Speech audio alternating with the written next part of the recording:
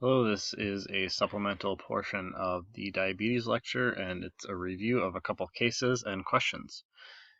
This is a case that actually happened to me several years ago. Um, as you can see, I left the year in there. But okay, this was in 2015, so it's February 14th, 2015. Not that the year matters, right? But you have a patient named BD. She's an 88-year-old female. She presents to the emergency department because her insulin pump malfunctioned. So what background information would you like to know immediately? Give you a minute to think about that and pause if you want to. So there's a lot of things you'd want to know, but the kind of the big core things I think were, well, what's her blood sugar doing? Um, and how is the pump malfunctioned? Is it giving too much insulin? Is it stopped altogether? Pumps have done both. I actually had a case separate from this one, not this patient, but where a patient was actually getting multiple different spikes, both on the hypo end and the hyper end, their blood sugar, and they came into the ER reporting their readings, and they're really hypoglycemic, and then looking at their history, it's like, well, their blood sugar was in like the 300s earlier, and now it's really low. And so the doctor wanted to just make sure that their insulin was okay and everything like that, and everything looked good. So he was going to maybe give them make sure that they stopped their pump for a little bit and then went home and reassessed it. But I actually intervened on that, and I said, I think the pump's probably having some kind of an issue, or at least we should get the pump interrogated first. And so we actually called in our diabetes educator, and she was able to, or she's not an educator, she's more of a diabetes specialist in general, and she was able to kind of review it. And yep, sure enough, the pump was kind of giving way too much insulin, more than it should have been. And so why that happens, I don't know. But just the point is, you can have a malfunctioning pump on either side. You can have it give too much insulin in some cases, or you can have it just stop giving insulin altogether. So you might see either hyper or hypoglycemic episodes from pump malfunctions. So knowing blood sugar would be important. Why is she using a pump? Does she have type 1 or type 2 diabetes? Usually a pump is going to be a type 1 patient, but not always. You might have a type 2 patient who uses a pump who has an insulin as part of their regimen. Well, those are kind of the big things I would think about. Of course, there's more labs and things like that you could look at, but certainly those are kind of the two major things I would ask right away. There's other labs, of course, that are important. A basic lab panel, certainly looking at the potassium would be important as well. But otherwise, for the purpose of this class, I don't think we need to discuss any more than that. Most pump or patients on pumps, if you do a little bit of digging in their electronic chart, assuming you have access to such a thing, you should be able to find their pump information.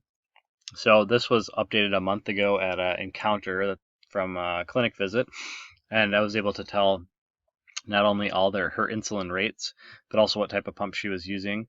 And here you can have how the pump's broken up. So I included this just for your information to see how a pump might be set up. So you've got basal rates at different times of the day. You can see it goes down a little bit overnight and goes back up during the day. And that's typical for a pump, and that mimics physiologic insulin as well. Insulin to carbohydrate ratio, 1 unit per 23 grams carbohydrates at 24 hours. Insulin sensitivity, 70 milligrams per deciliter. That's a blood sugar at 24 hours. And target blood glucoses are all down here.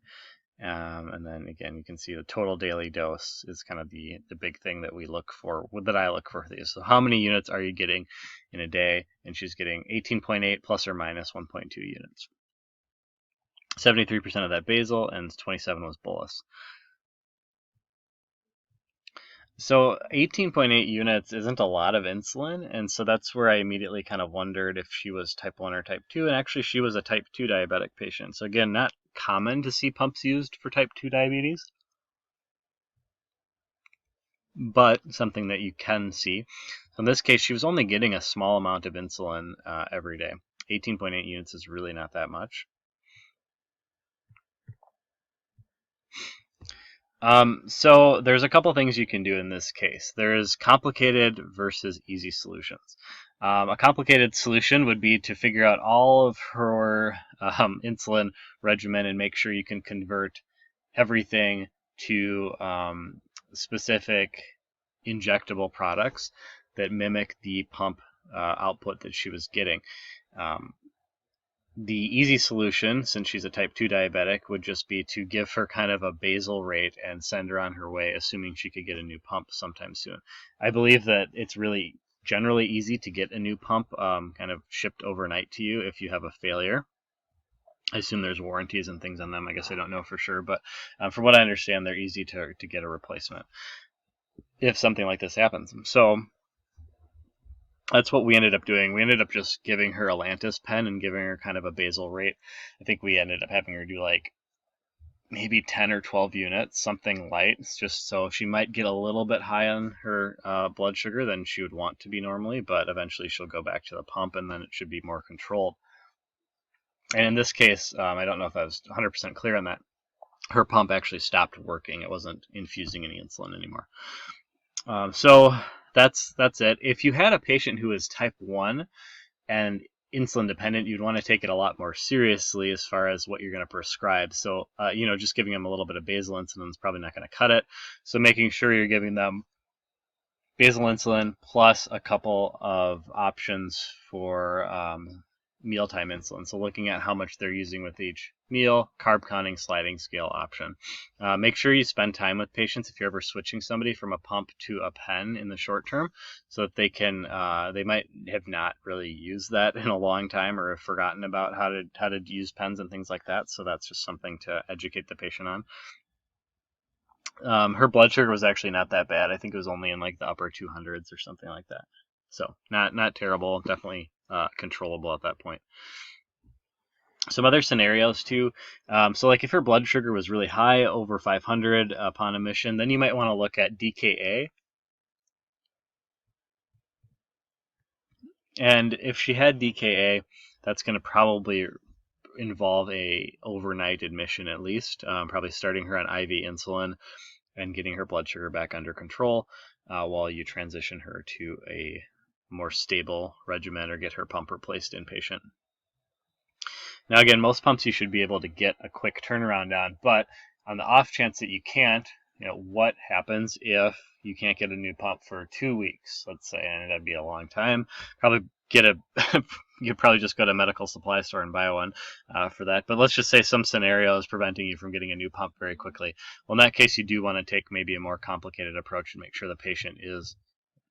In her case, what you could do is maybe offer oral medications as well. Like, has she been on metformin in the past or something like that? Again, it was kind of odd. I don't think she was on any oral hypoglycemics, which was, again, sort of strange why this patient was a type 2 patient on a pump, and that was it, on a low-dose pump that to speak of. It seems like a lot more work than it's worth, but I don't know, maybe it's what she preferred and what worked for her. So anyway, that would be something to consider in this patient. And again, if they were a type 1 and they couldn't get a new pump for a while, they're just going to have to settle into a mealtime plus basal rate for a certain period of time until they can get that pump set up again. All right, I got a couple like test type questions here. So this one is, which of the following medication regimens would be preferred to start in a newly diagnosed type 1 diabetic patient? And what other information would you want to know? Let you think about that for a second.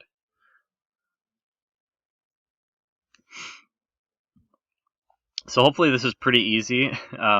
The point here is that you wouldn't ever use a oral agent for type 1, and you wouldn't use this is injectable, but you wouldn't use a GLP medication. So all those medications we talked about at the end of the lecture, those are all type 2 diabetes medications. So insulin-dependent diabetes, the only thing you can use is insulin. You don't use anything else, at least at this point in time. Maybe modern medicine will have something crazy in the future, but right now that's all we have. We give them insulin to replace the insulin that they aren't making anymore. Other information, I don't know if you really need to know much more. If you're going to dose the patient, specifically, you'd want to know their weight. You'd want to know, how high their blood sugar is, and maybe if they need some more aggressive intervention immediately. But that's about it. All right. MT is a 46-year-old male with hypertension and type 2 diabetes. He has been diagnosed recently and started on metformin. Additionally, he has been working on improving his diet and exercising more. After 5 months of these changes, his A1C is 8.7 today. So what would be the best options, and what other information might you want to know? Well, I'd first want to know what his A1C was to start with. That might give you some trend information on where you are today and how much you've been improving. I'd also want to know how he's doing on the metformin, if he's tolerating it okay, what dose he was started at. Can we go up on that dose? Metformin usually starts, just for reference, in case you're curious, about 500 milligrams per day, and you can go up to 2,000 milligrams a day. So you could crank that up a little bit if you were on a low dose to start with. And usually you're going to start with a 500. Again, I really prefer the extended release and recommend that. Just because of tolerability. So you could start at 500 and then increase to 1,000 or 1,500, maybe even 2,000. Now, at some point, a lot of patients, even with extended release, are going to get GI side effects with those higher doses, but it's worth a shot to maximize that metformin dose. So those would be kind of the two main things I'd be looking at. And then, as far as which options to go with, that you have a few choices that I gave you here. Your first one you should be able to eliminate is choice D. The A1C is not at goal. So again, I'm not going to expect you to know all those gradients of goals, but you should be able to recognize a high A1C when you see one. So basically anything over 7 is generally going to be something we would probably consider treating with additional therapy. And then so with A, B, and C, again, this is kind of a test-like question, but I would make it more clear on an exam. So that's why I just wanted to give the opportunity to talk through some of these things. Adding basal insulin, adding canagliflozin, and adding glipizide, all of those are okay options. None of those are wrong. You have a couple choices here to consider. So the way that this would work is, if a patient had, were they interested in injecting something? Are they really opposed to injecting something? For a younger patient, 46 years old, another piece of information I guess I might want to know is also his renal function. Assuming you started him on metformin, I'm guessing his renal function is fine, but that would probably lead me to choice B as my preferred option. And again, I'd give you a little bit more information on an exam to try and lead you in that direction. Like maybe I would even ask something like, assuming his renal function is okay, what drug might help with what drug is known to help with weight loss that might work for this patient? So I would probably pick this, assuming his insurance would pay for it. Again, they're kind of expensive because they're new and brand name only. Glipizide is a fine choice too. Again, it's just sort of fallen out of favor with certain groups because of the one, the hypoglycemic risk it has associated with it, and two, the way that it taxes the pancreas a little bit. So you end up with good effects right away, but they can diminish over time. And there's some theory out there that you can actually get some worsening of disease over time by using sulfonylureas. So anyway, the question is which ones kind of has the least impact, most benefit to add on? And I think canagliflozin is a really good choice for those younger, healthier patients. Especially male patients will be less likely to have some of the urinary tract side effects associated with them, whereas female patients tend to be a little bit more prone to those just because of the anatomical differences. So that's one thing that I keep in mind with those drugs. But overall, I think that'd be a really good choice for him, as opposed to the other ones, which again, glipizide kind of falling out of favor, basal insulin sort of being like, well, let's save that until we actually need to use replacement insulin. And certainly we want to maximize that. So maximizing the metformin, adding on a second oral agent, I think would be the way to go. So there's my 2 cents there. And again, on an exam, I do want to be clear that I'll target the drugs more specifically, so you shouldn't have to make these weird decisions based on what Chad feels like the best option is, even though the guidelines say you can kind of go with any option you want.